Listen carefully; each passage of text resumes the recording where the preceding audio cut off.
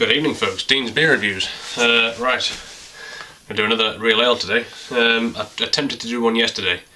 It was another Norfolk one, it was by Brancaster Brewery, called The Wreck. Well, its full title was The Wreck SS Wiener, about some shipwreck that's seen on load tide. But anyway, I got through nearly 3 minutes of explaining what it was, tasted the beer, the damn thing was off. So, unfortunately, folks, that one's scrapped. But I can imagine it's a very nice beer. I just haven't tasted it when it's been good. Right, it's another Norfolk one today. It's by the Norfolk Square Brewery. It's a porter, a traditional porter, as far as I know. A traditional porter with delicious hints of cocoa. And it's another one that camera says is real ale. My boys at camera. It's called Winklepicker. I assume named after the shoe. Yes, because there's a picture of a guy crossing his legs wearing the very same shoes in front of a fire. Very plain label. Nicely done. We don't need fancy labels. It's the beer inside here that counts. And I'm just going to go ahead and pour this straight out without catching any sediment. And hopefully it's not off. Right. Using the good old Theakston, so that's one of my local breweries down the road. Good old Theakston.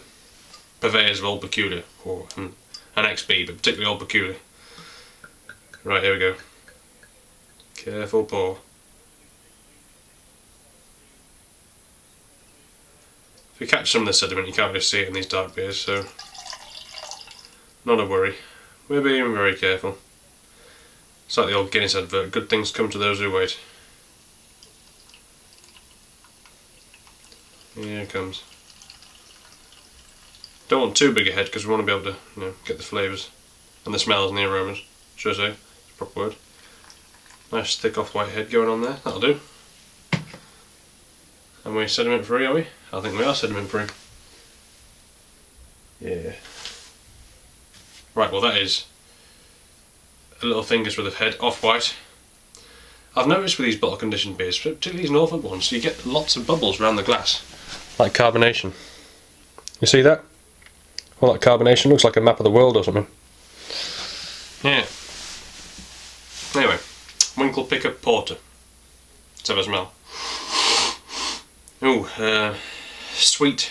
Excuse me. Sweet smell to start with.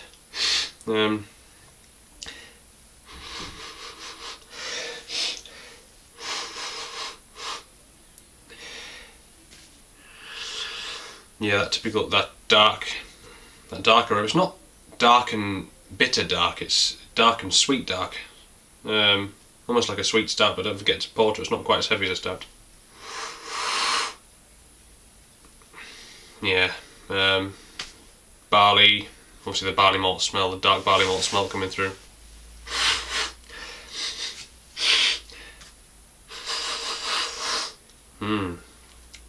Deep and dark and delicious. Let's have a taste. Cheers.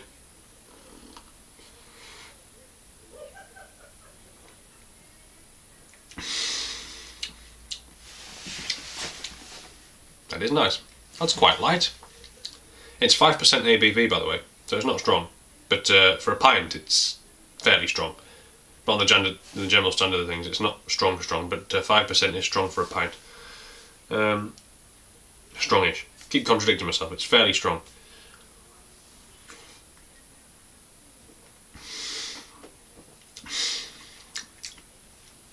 Bit of bitterness there.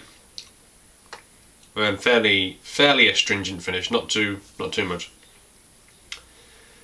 But that very first taste there, I've got a bit of fruity sweetness, but I swear it was a bit of coconut.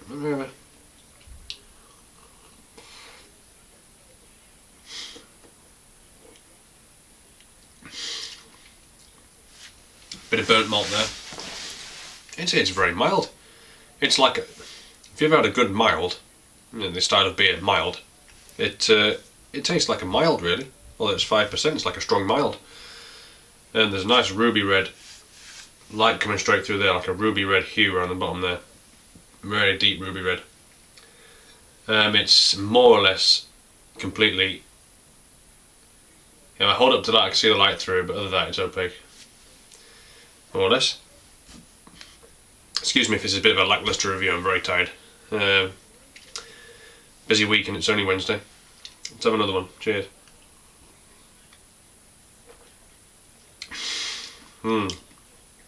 That is not too full on. That's not.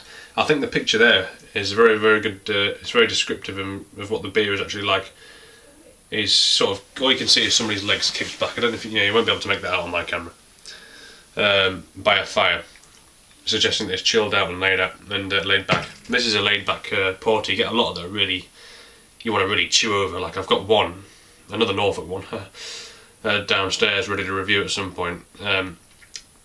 That's called Dark Nights, and it's really, it's the most bitter porter I think I've ever had. It's nice, but it's very full on. It's very much a chew over. This is well chilled, not chilled temperature wise.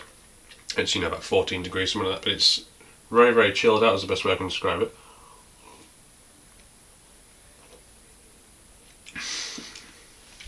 Sweetness coats your mouth straight away, and then the bitterness. It's got quite a fruity smell, a fruity taste rather. It's you get a bit of the roasted barley, but not a great deal. It's just like a nicely rounded sweetness, and it's fairly warming because it's 5%. Don't forget. I haven't got Mrs. behind the camera, so I'm seeing how I'm doing for time. I only get 9 minutes and 41 seconds. On HD, got 3 minutes, 7, 6, right, 3 minutes. I would say the head hasn't stuck around, but that's okay.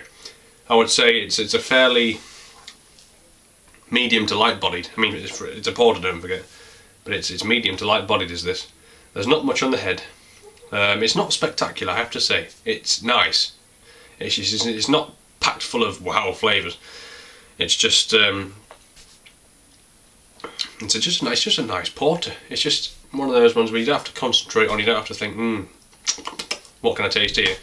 It's just really just nice to just kick back and drink. No, nothing in the burp either.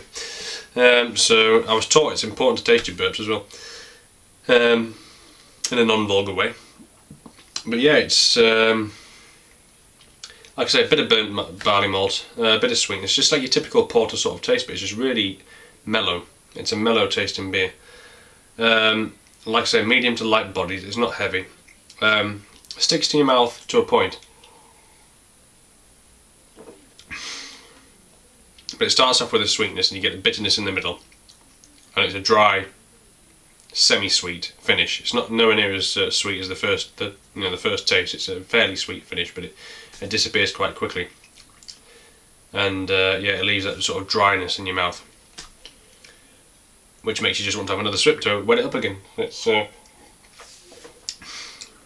it's fairly moreish, bit of mocha sort of coffeeness going on, but it's all nicely balanced. It's nicely. I wouldn't have guessed it was 5% either, because usually porters taste strong enough, but when the alcohol's up, they taste even stronger.